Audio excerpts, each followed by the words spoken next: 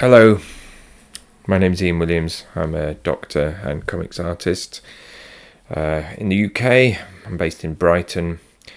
I'm also one of the editors of the Graphic Medicine website, and in fact I founded that website in 2007, and I coined the term graphic medicine as well.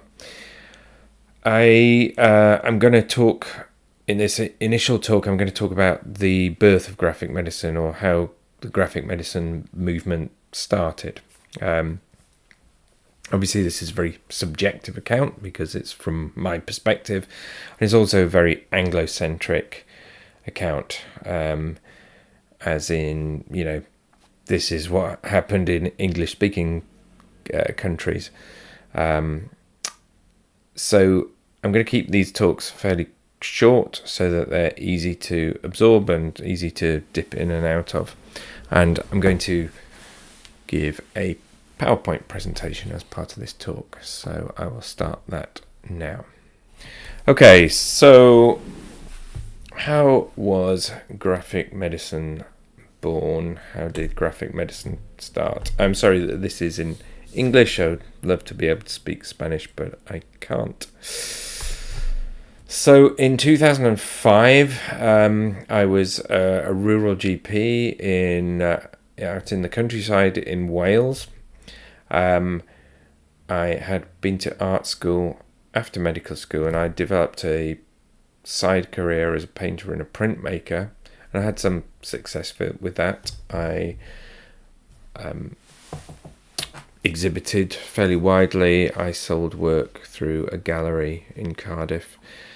But I wanted to find a way of combining I wanted to work out what the relationship was between the art side of my career and the medicine side of my career. So I did an MA, a master's degree in medical humanities at Swansea, in South Wales. And I was hoping that I would find the way to combine these two careers, if you like. And I did, and I'll tell you about that in a moment. So what happened was I was into reading comics. I liked graphic novels, and I was in the Tate Modern gallery in London, and in the bookshop there I found this book, Brian Fry's Mom's Cancer, and I thought, that's interesting. Somebody's written a comic book, a graphic novel about cancer, about illness.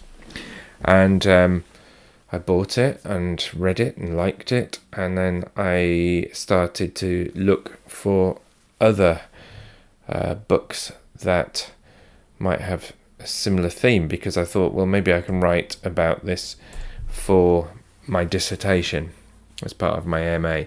So the more I looked, the more I found, and I realised that there had been something of a publishing phenomenon, really, that over the preceding 10 or 20 years, a lot of books had come out about the experience of illness, many of them autobiographical, some of them self-help orientated, and some of them fictional or fantasy.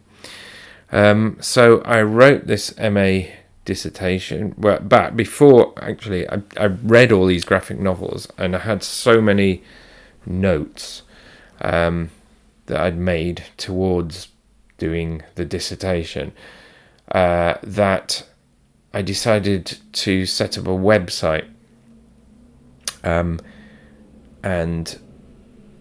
I guess it was a way of putting off having to write the dissertation, to be honest. But I took a couple of months setting up the website, putting my notes online, my reviews of these graphic novels and comics, and I called the website Graphic Medicine, mainly because I just thought that was a cool name for a website. So, but obviously the term graphic medicine has been used to signify this whole area of interest and practice, and I guess, the community and the movement that's grown up around it. So setting up this website literally changed my life, because when I set it up, I thought, well, a few people will be interested in it. It's a very niche subject. There wasn't really much academic work online about comics and healthcare. I found a few papers I found one by Jared Gardner. I found a paper by Hilary Chute, and I found a paper by Susan Squire, that were all about graphic novels and illness narratives, I guess. So I set this website up, and within a couple of weeks I started getting people contacting me saying, this is amazing, it's great you've set this website up.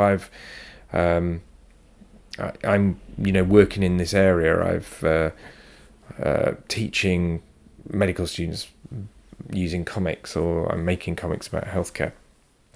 And people started asking me to define what is meant by graphic medicine. So besides being a website, so I came up with this very loose definition, which I wanted it to be deliberately very wide. Graphic medicine is the interface between the medium of comics and the discourse of healthcare. So one of the first people that contacted me after I set the website up was Michael Green, who's also teaching on this course.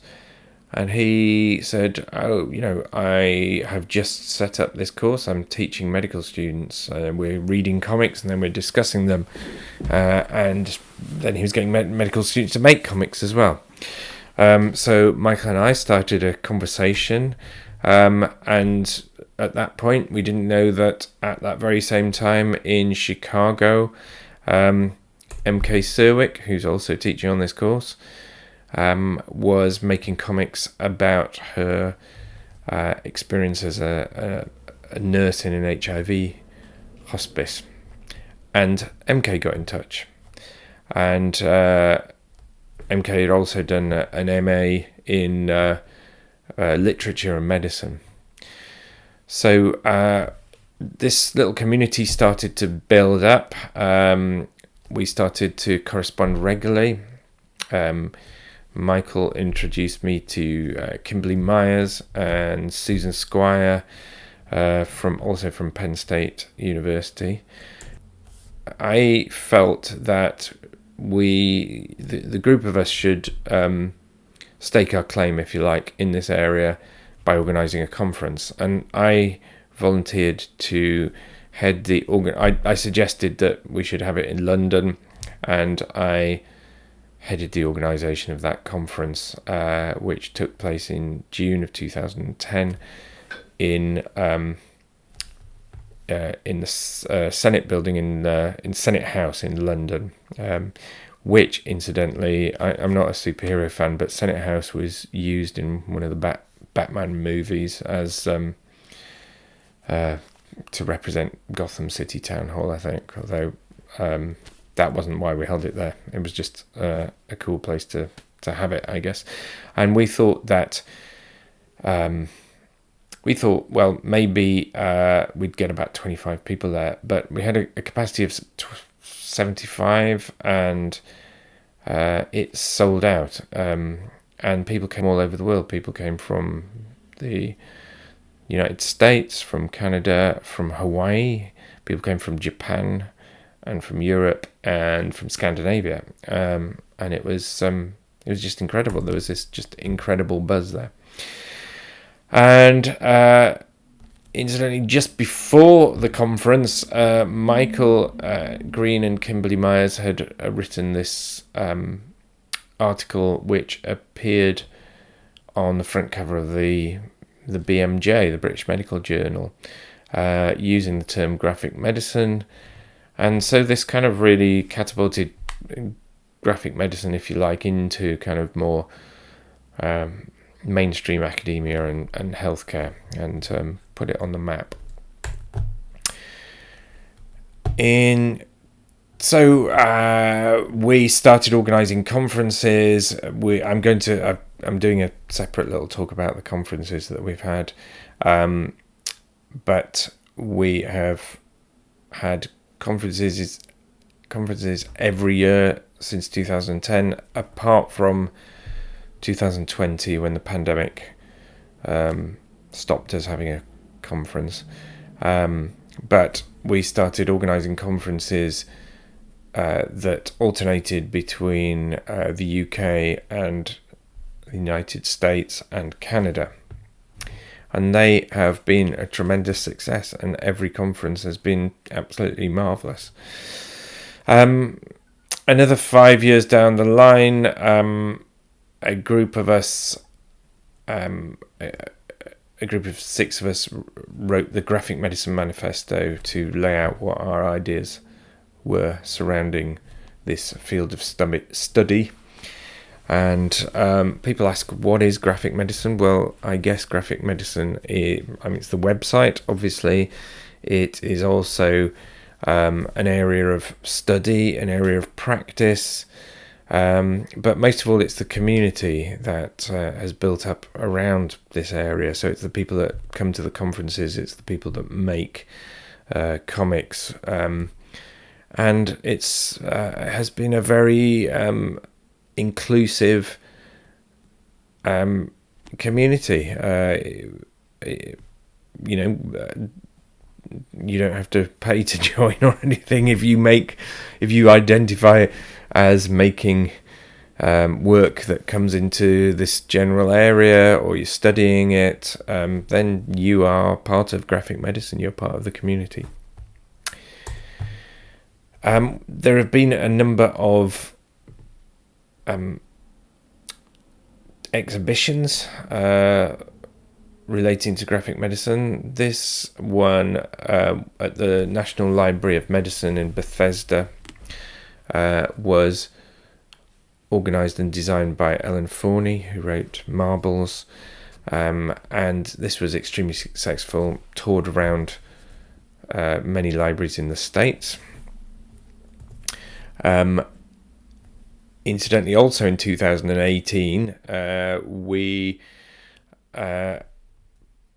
teamed up really with Monica Lalanda and her Medicina Gráfíca team. I'd met Monica a couple of years earlier at a conference in Ireland, and we'd been in touch, and I went over to give a talk in Zaragoza, but Monica and her colleagues set up the Medicina Gráfíca website in 2018, and we put a link to it on the front page of the Graphic Medicine website there, so that Spanish readers can go straight to it.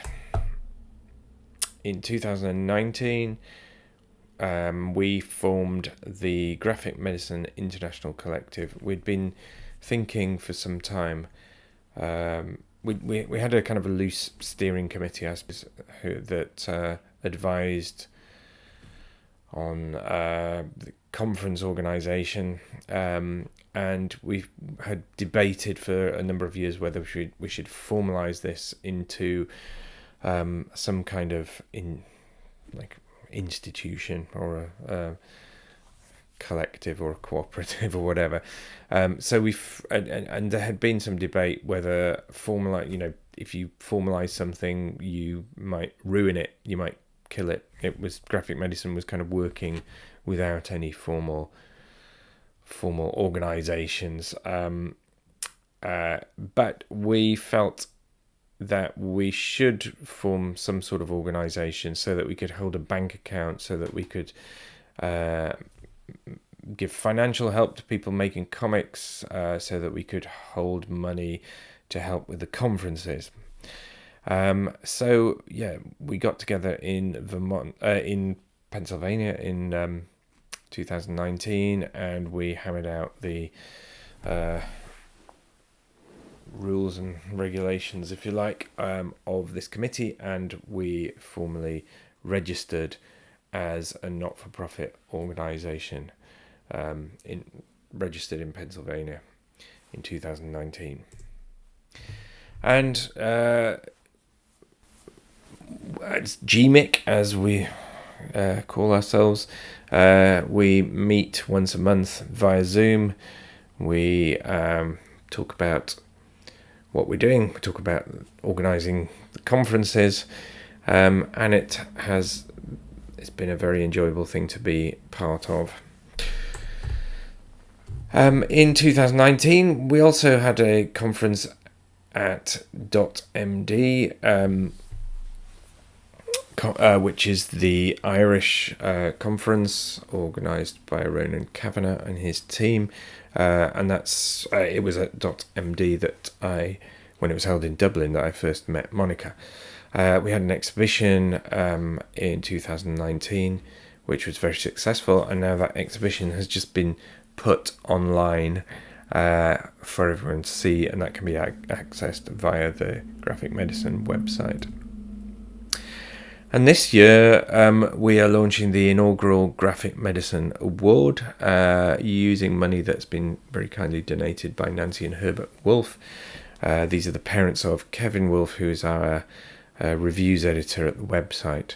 And this is an award for the best graphic medicine comic or graphic novel that was published in 2021, and we're in the judging process at the moment, and we will be announcing the winner at our conference in Chicago this summer. Okay, so that's it for this first talk. The next talk I will go over the conferences that we've organised. See you soon.